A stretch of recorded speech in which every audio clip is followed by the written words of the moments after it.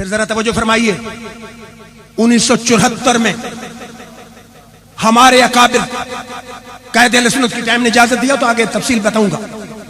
قائد اہل سنت حق و صداقت کی نشانی مولانا شاہ احمد نورانی کی کوششوں سے مرزائیوں کو غیر مسلم اقلیت قرار دیا گیا.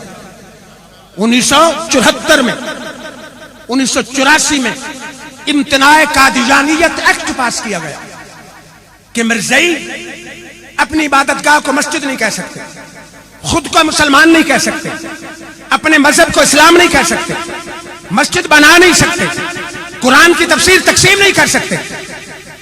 جو شاعر اللہ ہیں ان کے لیے جو اصطلاحیں ہیں اپنے لیے استعمال نہیں کر سکتے.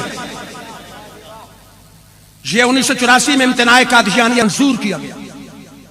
بدقسمتی سے جوہر آباد کے مرزائیوں نے مسجد کے مینار بنایا محراب.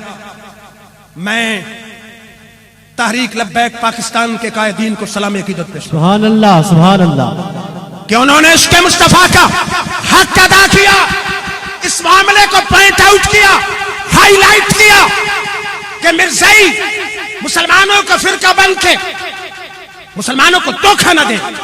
ان کے مینار گرا. تحریک لبیک کی ذیلی انتظامیہ کو سلام عقیدت پیش کرتا ہوں.